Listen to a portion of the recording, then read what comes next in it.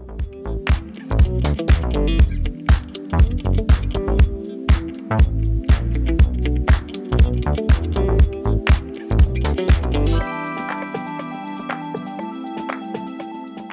we're going to talk about sex. It's a hard subject. It's a hard subject because I know that there are so many people that feel like it's an intimacy and it's something that you lack. And if you don't want to be married, does that mean you can never have sex? And I'm not going to claim to have all the answers to every question concerning this. I just know that sex is the most intimate act you can have with somebody. It's where your bodies actually connect, obviously, and you become a part of that other person. And you also have the potential of creating a life together. I mean, there's something that's phenomenal about it.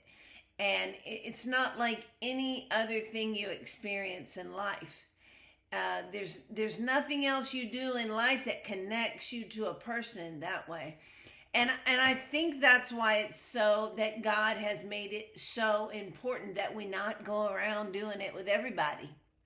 Because you can't connect to everybody like that. It's not healthy. You're giving away a piece of yourself.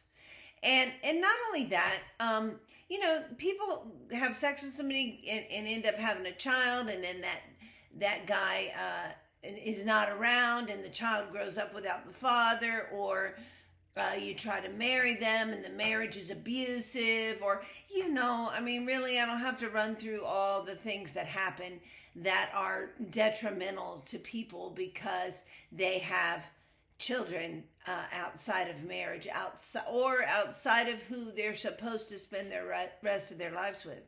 It's another subject we should cover sometime. Don't go marrying anybody. Oh, I love him. I'm going to marry him. You got to spend your life with him. You're connected to her forever in a way. But anyway, that's not what we're talking about. Let's get back to the sex thing. I think of people who have children and are apart from the person that they were with.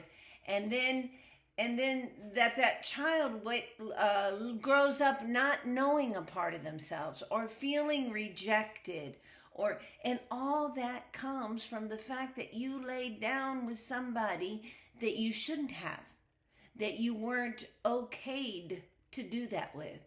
Listen, every single principle and concept that God teaches us and lays out for us to follow is for our benefit.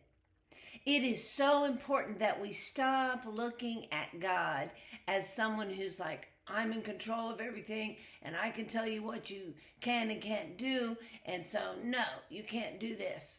That's not how God operates. That's not who God is. God is love, and everything he instructs you to do or not to do is out of love for you and protection for you and provision for you. He doesn't want to see you get yourself in a situation that you can't handle, or in a situation that's not going to be beneficial to you, or a situation that makes you feel like bad about yourself. None of those things are going to be things that God invites you into. God has invited us into having sex to recreate people and to connect with each other as husband and wife, as a team of people who are committed to each other forever.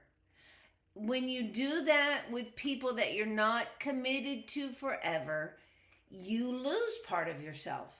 It's the truth. And guilt and shame and regret, and it takes over. And then you're trying to meet this insatiable need it becomes an addiction.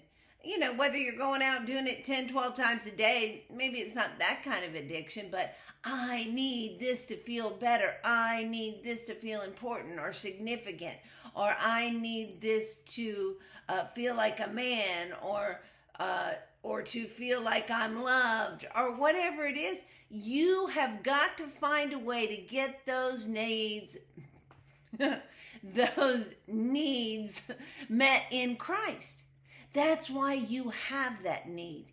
You have that need so that you can allow God to fill it, and you can recognize who and how He's willing to be whatever you need in every circumstance.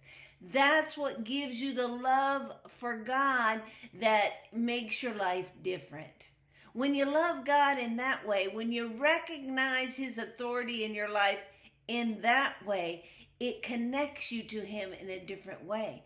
And that connection to Him, when it's the way that it's supposed to be, changes the people around you, changes the atmosphere around you, changes the community you live in, changes the world we live in. That's what it's all about. It's all about bringing change and peace and freedom and forgiveness and liberty and justice and contentment and purpose to the world, and on and on and on. God's plan works. So work it. Do what you're supposed to do. Stop having sex outside of marriage because it's detrimental to you.